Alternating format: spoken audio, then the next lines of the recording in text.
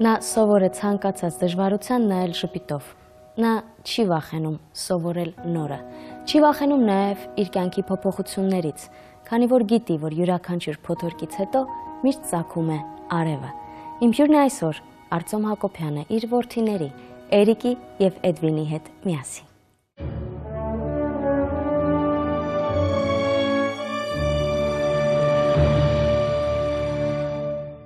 Բարի երեկո Արտյոմ, բարի երեկո Էրիկ,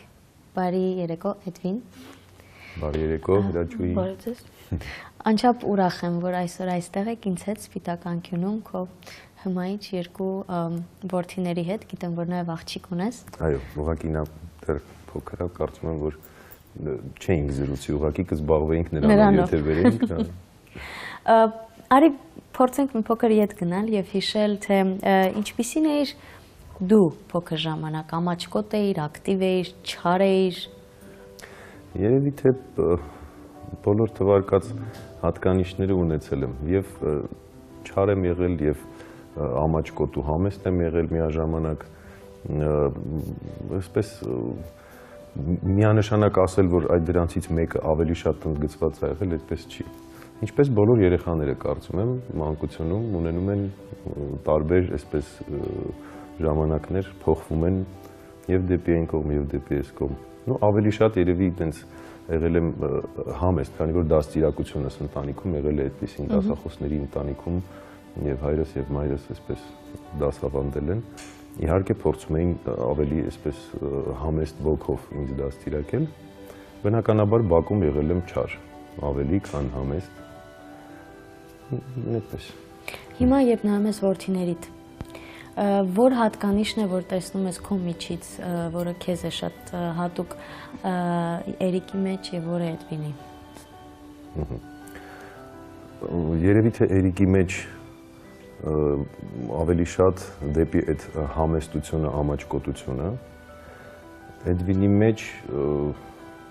ավելի այսպես, ну, չէի ասի, որ դա չարություն է, դա առողջ մանկական, այսպես, հա, ակտիվություն է, հա, ավելի ակտիվ է Էդվինը, քան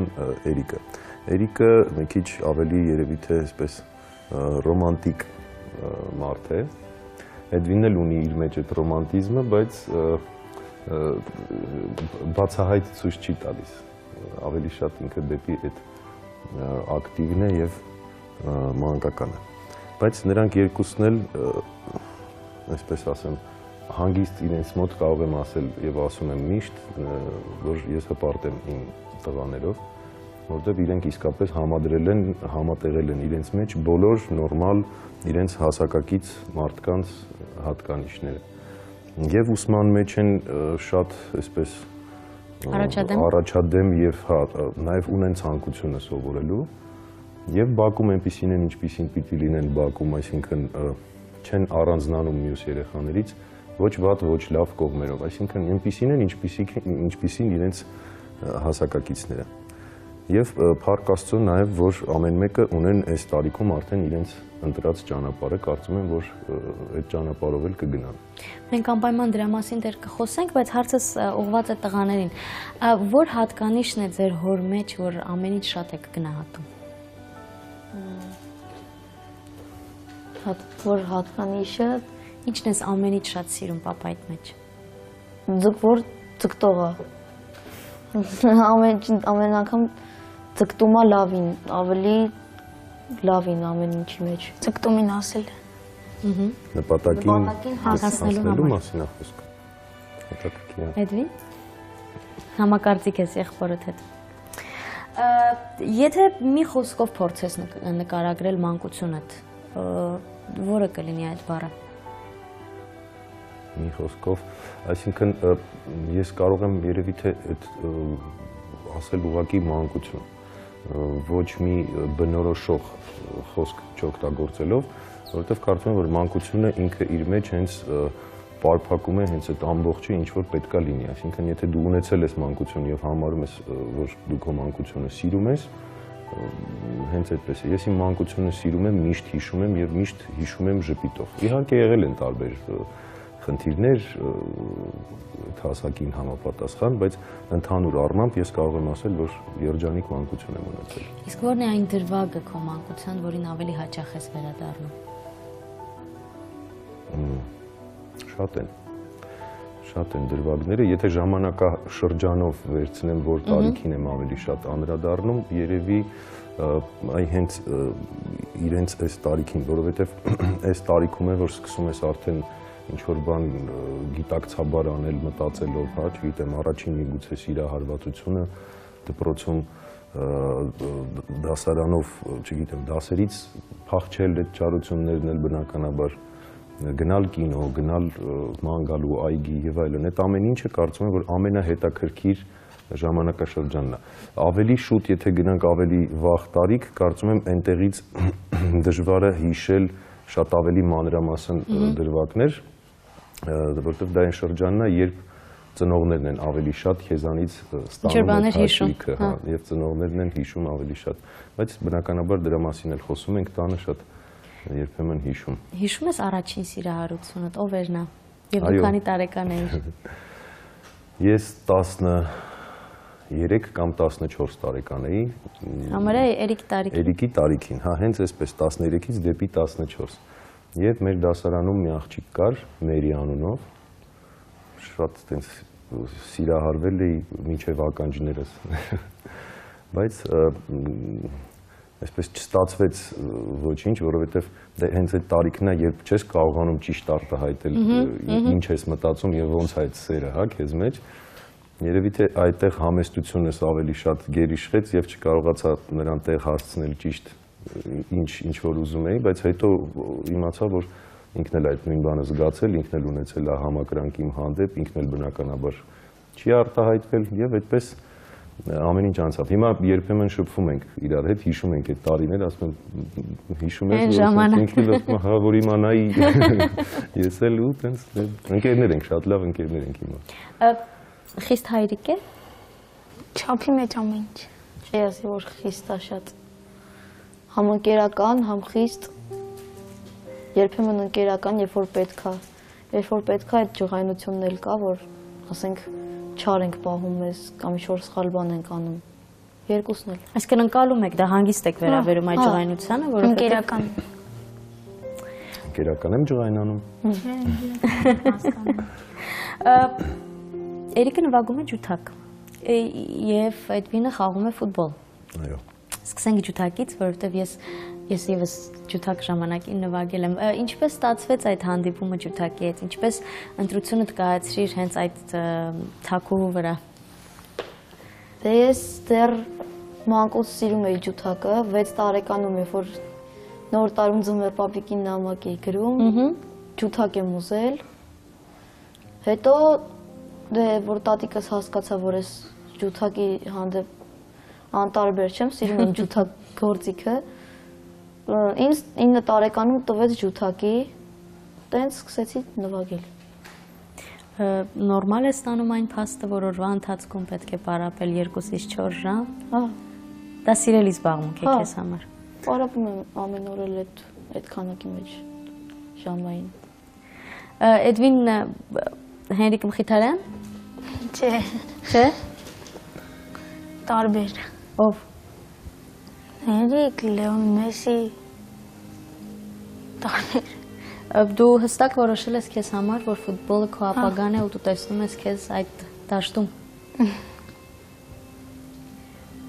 Շատ հետաքրքիր տեղի ունեցավ երկուսի ընտրությունն էլ, ես այսպես մի քիչ պատմեմ, ուրեմն երբ հերթը հասավ խոսքը գնաց նրա մասին, որ ընդհանուր զարգացվածության համար երաժշտություն, սպորտ, հա, առաջարկեցի երկուսին էլ, որ որոշեն եւ ընտրեն, թե որ ուղղությամբ կուզեն գնալ, ու այսպես զբաղվեն գոնե։ Էրիկը շատ լուրջ մտածում էր, ասացի ինձ ժամանակ կտաս մտածեմ, ասացի, հա իհարկե գնաց եկավ, ինչ որ լարված գնում էր գալիս էր, վերջ եկավ, ասենց ասեց, պապի ես որոշել եմ,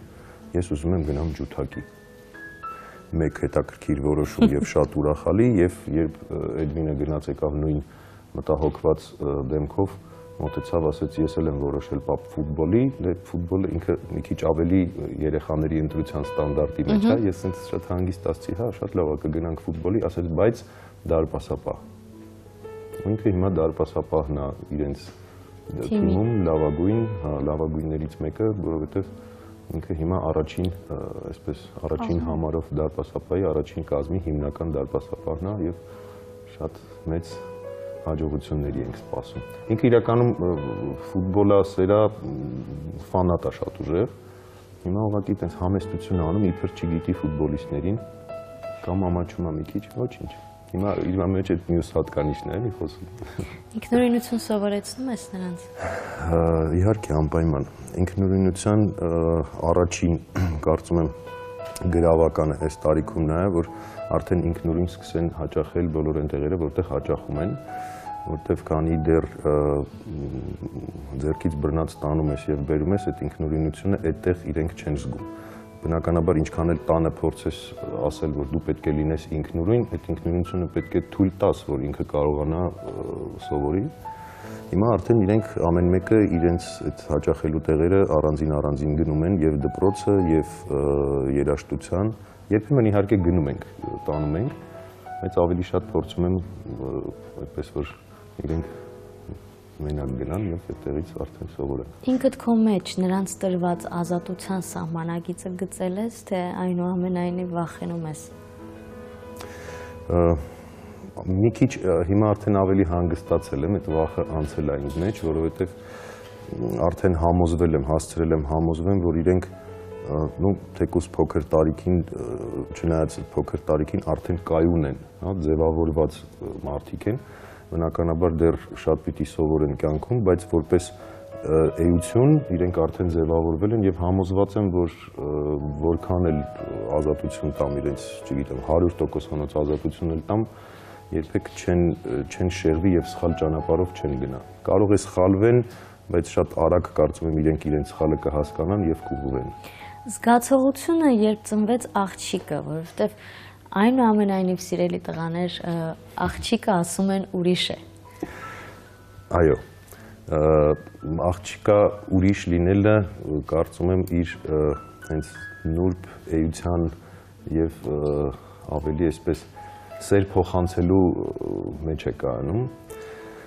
որովհետև ես երբ համեմատում եմ այդ տարիքում, հա, 3 տարեկան շուտով կդառնա աղջիկս, անունը Նայրը։ Այդ տարիքում տղաները դե պարզ է, էլի նույն այդ բոլոր զգացողությունները կան, ամեն ինչ նույնն է, то есть իմ մոտ իմ զգացողությունները նույնն են, բայց աղջիկը կարողանում է լինել ավելի նուրբ, ավելի սիրալիր, հա, սիրել է տալիս իրան, էլի սենց գալիս է ինչ-որ ինքն է, պաչեմ, սենց փաթաթվում է, գրկում է ինչ-որ սենց նուրբ ու դրա միջոցով նաև հասնում երբեմն նրան ինչ-որ իր նպատակների։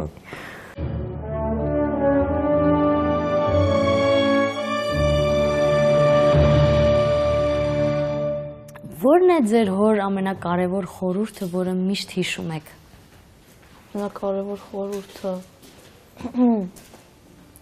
որ միշտ հասնենք մեր նպատակին, այսինքն ճանապարհից չշեղվենք, ինչ որ ընտրել ենք,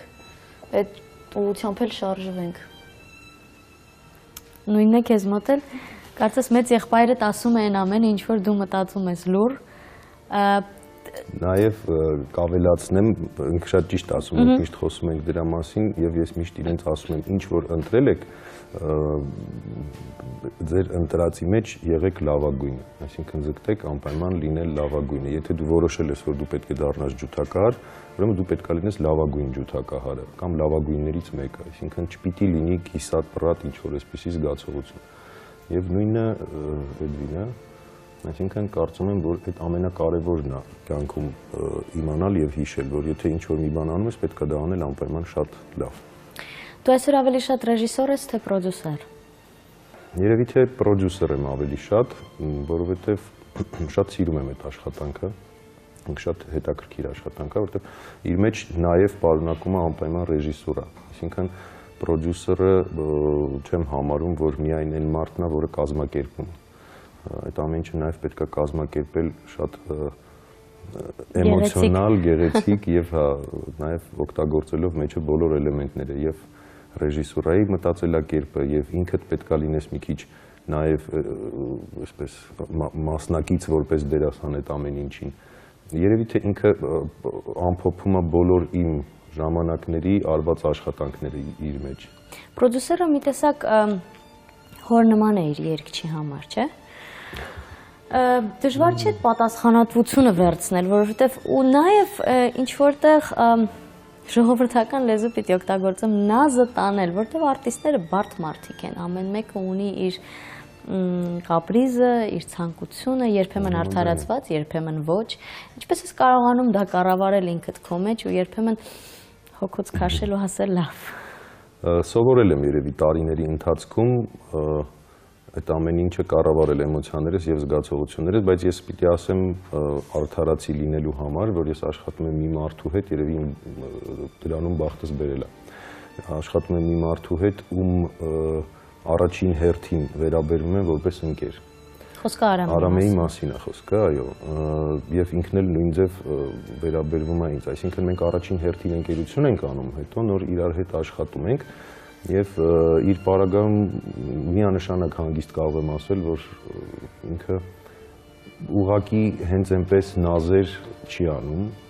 իմ հետ կապված գոնե։ Եթե ինչ-որ մի բան կա կամ լինում է ժամանակին, ինքը միշտ մի խոսքով էսպես, հա, ամեն ինչի ճիշտ տեղը, ժամանակը եւ ձևը շատ լավ գիտի։ Մինչեւ Արամեն չեմ աշխատել ոչ մի երգչի հետ անհատապես։ Ունեցել եմ ինչ-որ պրոյեկտներ, որը սկսել եմ եւ ավարտել եմ, հետո չեմ շարունակել հասկանալով այ հենց այդ նույն թվարկած խնդիրներն ու երևույթները, որ դրանք լինելու են եւ ենթադրենք տվյալ այդ մարդու պարագայում ես չէի կարողանա իմ մեջ հաղթահարել։ Մի օր ասելու էի կամ մի օր ցույց էի տալու եւ ամեն ինչ ավելի վատ էր վերջանալու։ Արամեի դեպքում երրորդ տարին է լրանում արդեն, որ աշխատում ենք, բարեբախտաբար ամեն ինչ շատ հարթ է ընթանում։ Ես այս մասին խոսել եմ նաեւ Արամեի հետ, որովհետեւ մինչեւ քեզ նա համագործակցում էր Արմենի հետ Ամիրյան։ Կարծում եմ, որ շատ-շատերը կերազեն նման պրոդյուսեր ունենալ։ Քեզ համար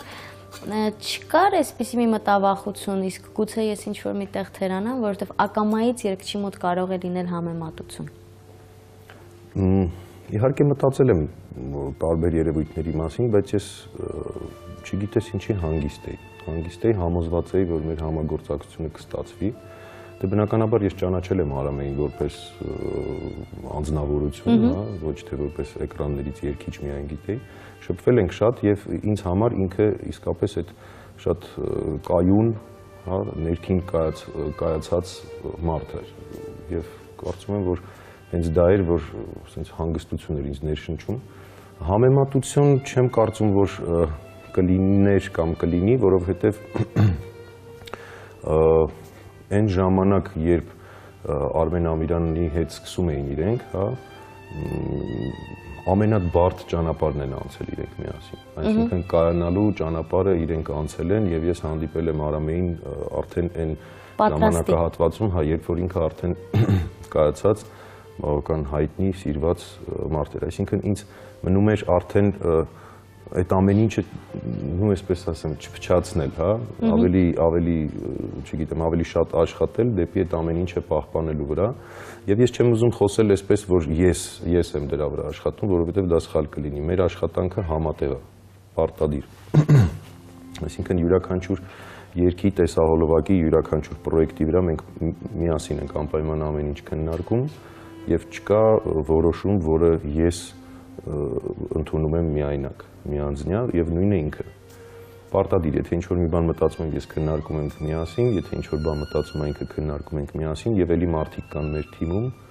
այսպես շատ հետաքրքիր թիմով աշխատում ենք, լավ ընկերներ են բոլորը։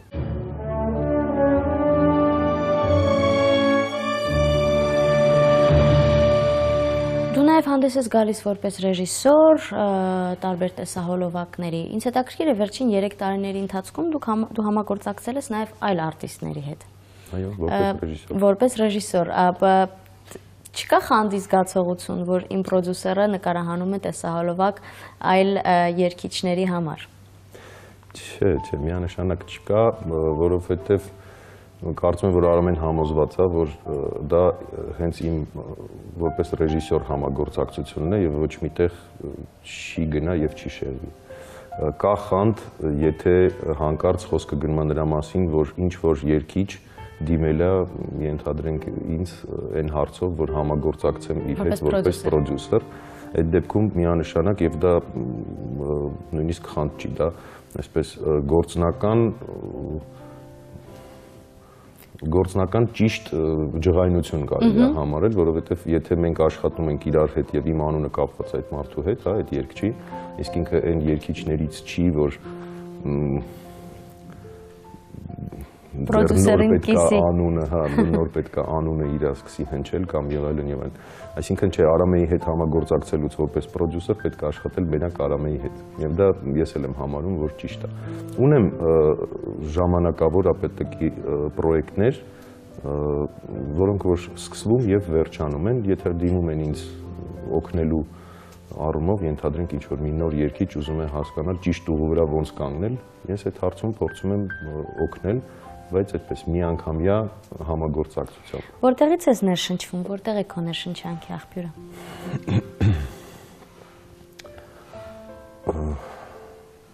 Իմ ներշնչանքի աղբյուրը ուզում եմ ուղղակի ճիշտ տեղերով դասավորեմ, շատ է, ես երեխաներից եմ ներշնչվում, ես ներշնչվում եմ նաև բնությունից, շատ հաճախ գնում եմ բնության մի քանի տես տեղեր ունեմ շատ սիրված, որտեղ գնում եմ եւ ստանում եմ էներգիան, որը երբեմն ինձ պակասում է։ Կան մարդիկ իմ կյանքում իհարկե, ումից նաև փորձում եմ այդ էներգիան ստանալ։ Այդ առումով ես մի քիչ էգոիստ եմ, որովհետև երբ էներգիայի այդ պակասը զգում եմ ինձ մեջ, ես պարտադիր պետք է ինչ որ քայլեր ձեռնարկեմ, գտնեմ այդ մարդկանց, ումից այս պահին կարող եմ այդ ճիշտ էներգիան ստանալ։ Բայց առաջին հերթին իհարկե, եթե ինձ պետք է լինում, ես անցկացնում եմ հետաքրքիր ժամանակ երեխեքի հետ, երեքին միասին հավաքում եմ, այդ դրանից ավել ինչ կարող է։ Որն է դեր ամենասիրելի ժամանցը, երբ երեքով եք, 4-ով։ Ինչա, դուք պատմեք։ Ուղղակի ինչ որտեղ գնալ, նստել սրճարանում խոսել։ Զրուցել, լավ, բաներ են եղել։ Դպրոցում կամ ինչ որ պարապմունքի տեղի, հետաքրքիր զրույց անցկացնել։ Դուք ձեր հարցերը ինքներդ եք լուծում, թե երբեմն դիմում եք պապայի օգնությանը։ Եթե շատ խորանում այդ բանը։ Այսինքն այդպես ծնող կանչել, գրգան դպրոց, այդպիսի բաների չեք ասում։ Չէ, փառք Աստծո, նման երևույթների դեռ չենք հանդիպել, որ շատ վատ հարցով կանչեն դպրոց, որպես հայր եւ ասեն գիտեք ձեր տղան։ Եղել են իհարկե դժգոհություններ երբեմն դպրոցում, բայց շատ թեթև ու ես շատ թեթև եմ դրան վերաբերվել։ Մի երկու անգամ եղել է նույնիսկ իրենց դպրոցից ուսուցիչները խնդրել են գնամ հանդիպեմ իրենց դասարանների հետ, ոչ միայն իրենց դասարանի, ենթադրենք Երիկի կամ Էդվինի, այլ մի քանի դասարան միասին հավաքել են եւ զրուցել եմ իրենց հետ ընդհանուր առմամբ sense հեռուստատեսությունից, կինոյից եւ այլն։ Այդ ժամանակ կարծում եմ, որ պետք է որ իրենց հաճելի լիներ։ Իհարկե, իսկ ձեզ առավել եւս, որովհետեւ ձեր հայրիկն էր եկել հանդիպան, չէ՞։ Բայց չկա խանդ պապային կիսելու ինչ որ մեկի հետ, այսինքն որ եկել է ձեր դասարան, բայց ի վերջո նա ձեր պապան է, չէ՞։ Չէ։ Արծում, դու շատ հանդարտ մարդու տպավորություն ես թողնում ինձ վրա։ Կարծում եմ շատերի։ Բայց այնուամենայնիվ նաև տղաներիդ խոսքից էլ, հա, ինչ է ասել պապան։ Միշտ հասեք ձեր նպատակներին։ Դու պայքարող տեսակ ես։ Միանշանակ։ Պայքարող եմ եւ երբեք չհանձնվող, փառք Աստծո, այդ ուժը իմ մեջ միշտ գտնում եմ։ Ամենածանրագույն երևի թե դրություններում հայտնվել եմ իմ կյանքում, տարբեր երևույթների եմ հանդիպել եւ ամենածանրագույն սիտուացիայից դուրս եմ եկել միշտ այսպես պատվով։ Պայքարում ես հանուն երեխաներին դնենք մի կողմ, որովհետև կարծում եմ դա չքննարկող տարբերակ է։ Դա նշանակա, որ պայքարում եմ նաև նրա համար, որ իրավունք չունեմ չպայքարելու։ Այդ իրավունքը ես ինքս ինձ չեմ կարող տալ այդ իրավունքը հանգիստ զգալու, հանգիստ լինելու, որովհետև ես շատ մարդկանց համար եմ պատասխանատու։ Դա մի շատ կարևոր մասն է իմ կյանքի, որտեղ որ ես այսպես երբեք չեմ թուլանում, իսկ նաև ինքս ինձ համար միանշանակ շատ մեծ մասով չեմ հանձնվում, որովհետև ես սիրում եմ կյանքը, ես սիրում եմ ապրել, ես սիրում եմ, որպեսզի իմ կյանքում կարողանամ կազմակերպել ամեն ինչ այնպես, որ ինձ զգամ կոմֆորտի մեջ, որովհետև եթե ես ինձ չզգամ այդ կոմֆորտի մեջ, կարծում եմ, որ ոչ իմ ընտանիքը, ոչ իմ ընկերները, ոչ իմ շրջապատում յուրաքանչյուր մարդ իրեն չի կարողանա զգալ լիարժեք լավ։ Ստացվում է այնպես, որ ես քեզ լսում եմ, դու օգնում ես բոլորին, դու բոլորի կողքին ես, դու բոլորի համար պատասխանատու ես, դու պայքարում ես, իսկ օգնություն ընդունում ես։ Կամ եղել է դեպք, որ ուղղակի քեզ թվացել է, որ դու անելանելի վիճակում ես ու դիմել ես ինչ-որ մեկին, հենց խորհրդի համար։ Հա, իհարկե եղել է այդպիսի դեպք, դիմել եմ, խոսել եմ, շատ խորհուրդներ եմ տարբեր լսել, բայց ես այսպես կուրորեն խորհուրդների հետևից չեմ գնում միանշանակ, ես փորձում եմ լսել բոլորին, իհարկե այն մարդկանց մասին է խոսքը, ում որ լսել։ Կարծիքը կարևոր է։ Հա, ընդհանրապես լսել պետք է ինձ համար։ Բոլորի խորհուրդներից փորձել եմ գտնել իմ մտածածի հատվածը, այսինքն ես փորձել եմ հասկանալ ինչքանն է, որ ես ինքս մտածում եմ այս հարցի վերաբերյալ, գտել եմ պատասխանը, ենթադրենք 4 հարցի, հա, այդ 4 հարցի վերաբերյալ քանի նմանատիպ պատասխան կլսեմ իմ հարազատներից, որպեսզի կարողանամ հասկանալ եւ համոզվել, դա շատ իմ սուբյեկտիվ այս վիճակում կարծիքն է, թե նաեւ շատ այսպես առողջ կողքից նաեւ դատող մարդկանց եւ փորձում եմ այդ ամեն ինչ այսպես հավաքել, ձևավորել եւ դարձնել պատասխանը այն շատ մեծ հարցի, որը կդառնա ելք այդ իրավիճակից։ Այդ դեպքում օգնում է եւ ստացվում է։ Ինչ եք ցանկանում ձեր հայրիկին։ Ցանկանում ենք հաջողություն կարիերայի մեջ, որ ամեն ինչ շատ լավ լինի։ Էդվին։ Լավ շարունակվի ամեն ինչ։ Ուրիշ ինչ-որ մի բան ավել, քան ասեց Էրիկը։ Օրիգինալ եղիր։ Հիմա կրկնեցիր նորից Էրիկին։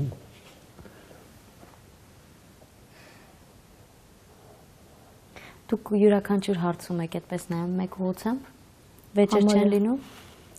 հիմնականում։ Հա։ Ուրախալի է սա լսել շատ, որ որդիներդ այդքան համակարծիք են, չնայած լինելով բավականին տարբեր միմյանցից։ Իհարկե ոչ միշտ են համակարծիք, լինում են նաև տանը բավական հետաքրքիր այսպիսի վեճեր իրանց մեջ, այդ դեպքում իրանց մեջ զարթնում է այդ մանկականը։ Հիմնականում իրենք հանդիսանում են միմյանց համար եւ ընկեր, եւ այսպես օգնում են շատ հարցերում եւ դպրոցում, որը ամենակարևորն է, մինչեւ այս տարի իրենք նույն դպրոցում էին սովորում, այս տարի առանձնացան, բայց դպրոցում էլ երբեմն եղել են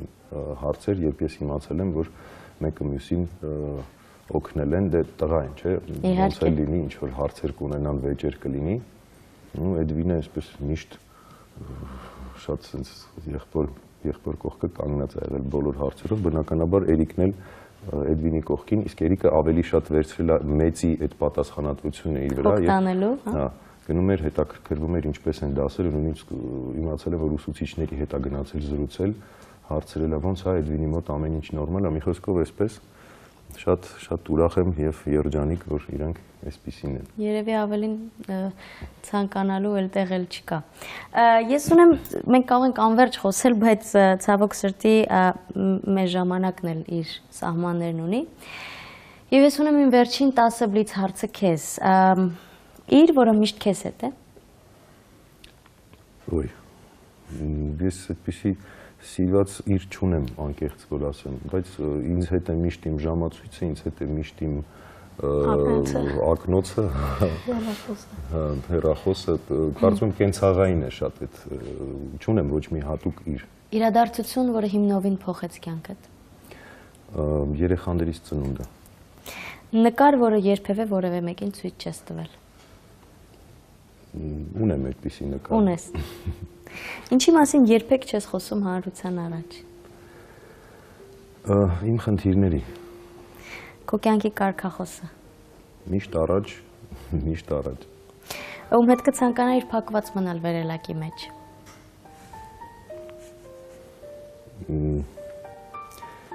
չունեմ այդպիսի ցանկություն ոչ մեկի հետ վերելակի մեջ փակված։ Վախենում ես։ Չէ, վախենում մթությունից, բայց կարծում եմ, որ այն մարդկանց հետ որ կուզեի այսպես առանձնազրույց ունենալ, հա, դա կարող եմ անել հանգիստ եւ առանց վերելակի գտնվելու։ Ավարտիր, խնդրում եմ հետևել արտահայտությունը, կյանքն ինձ համար անիմաստ կլիներ, Եթե չլիներ ընտանիքս։ Եթե իմանայիր, որ մինչև կյանքիդ ավարտը մնացել է 90 րոպե, ինչ կանեիր այդ ընթացքում։ Կփորձեի հասցնել անել գոնե այն ամեն ինչի մի մասը, ինչ որ պլանավորել եմ, ամենակարևոր հատվածները կփորձեի հասցնել, փորձեի իմ ներսից փոխանցել, հա, էլի երեխաների մասին պետք է խոսամ անպայման, որովհետև ամենամեծ մտավախությունը սա կյանքում, որ պիտի հասցնեմ իրենց տամ ամեն ինչ։ Եթե ոսկե ձկնիկը հայտնվեր քո ձեռքերում, որը կլիներ քո առաջին ցանկությունը։ Չգիտեմ, որը կոնկրետ կլիներ առաջին ցանկությունը, բայց չէր լինի իմ ամենամեծ ցանկությունը։ Կլիներ երևի թե տենց երրորդ, չորրորդ ցանկությունը, որտեղ ամենամեծ ցանկությանս ինքս եմ ուզում հասնել առանց ոսկե ձկնիկի։ Ինչ է քեզ այսօր պակասում կատարյալ երջանիկ զգալու համար։ Չեմ գտել այդ հարցի պատասխանը։ Անկեղծ մտածել եմ, բայց այդպես էլ չեմ գտել։ Ես կարծում եմ, որ երջանիկ եմ, բայց որ կարողանամ շատ անկեղծ այսպես ասեմ, լիարժեք 100%-անոց երջանիկ եմ, ինչ որ պակասող երևույթներ ունեմ, բայց երբ որ կլրացնեմ, կասեմ ձեզ անկեղծ։ Ես կսպասեմ։ Անպայման։ Շնորհակալ եմ անչափ, բայց պիտի ասեմ, որ այսօրվա մեր հաղորդման ամփոփումը մի փոքր այլ է լինելու։ Ես գիտեմ, որ ջութակդ քեզ հետ է։ Ես կխնդրեի, որպեսզի դու անպայման ցուցադրեիր այն, ինչի համար պարապում ես բավականին երկար։